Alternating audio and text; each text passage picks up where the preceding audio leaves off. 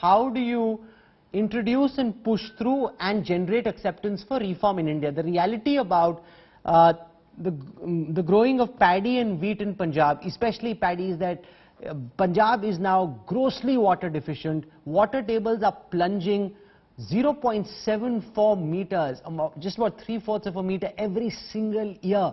And when we're exporting basmati rice from a water deficit state like Punjab, we're virtually exporting precious Indian water at a time when the next set of wars will be fought over water. But from the perspective of the farmer, that is his minimum income guarantee, that if he produces wheat and paddy, he'll be assured when he goes to a mandi, he gets an assured income. How do you deal with this challenge? This is indeed good for the country in a larger context, for the ecology as well over a period of time, but it may impact the farmer when his produce comes out the next time.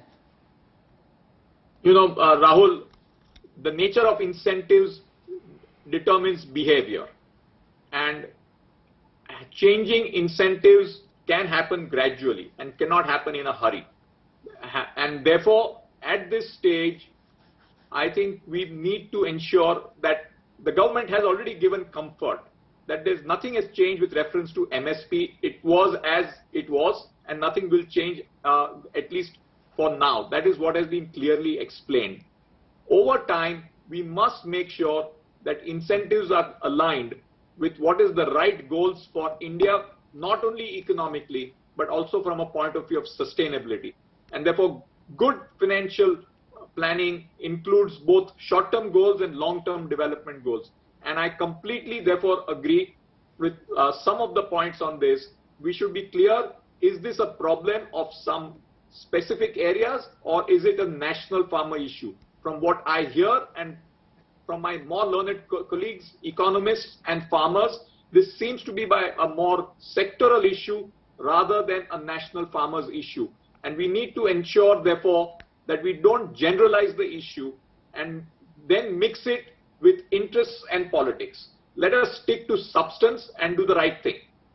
Dr. Gulati, can we find a way of localizing these reforms in a way that you give state governments the option of not introducing the reform in Punjab and Haryana? If farmers in Telangana, Andhra Pradesh, Tamil Nadu, West Bengal, Bihar, Maharashtra are not protesting, can we push ahead with the reforms where it's possible and say, okay, this is for your advantage, but if you don't understand it, you will suffer over a longer period of time, and if we can't explain it to you, then so be it? Is there a mechanism that can be developed to ensure that? I think the government has already offered that type of an option to Punjab because they were worried if the private sector comes and buys outside the mandi, that will weaken the mandi system, notwithstanding how high cost the mandi system is. But all said and done, the government has in a way offered that if you want to create a level playing field for the private sector and impose the same level of taxes, 8.5%, whatever, up to you. Now, other states can go ahead with zero taxes and they will take away. No, but isn't that unfair, sir? Just on principle, from the perspective of the farmer, if there is a whole set of levies and taxes applicable when he goes to a Sarkari mandi and no cess and tax when he sells to a private player, it will over a period of time see trade moving to the private players. It's only natural.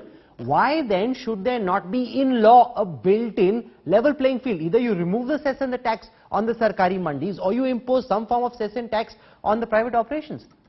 You know, if the Sarkari mandi has a taxation rate of 2%, 3%, perhaps it is legitimate to impose that type of a level playing field for the private sector. But if the mandis are charging, earlier before GST, it was 14.5% in Punjab. Today it is 8.5% in Punjab. It's not the farmer who pays, it's the FCI paying. But if you force the private sector, the industry to pay that, they will be non-competitive from day one. These are the margins. So you need to create a very competitive system. This is like saying, oh, Indian Airlines has high costs and therefore no airline should be allowed to operate below that price line.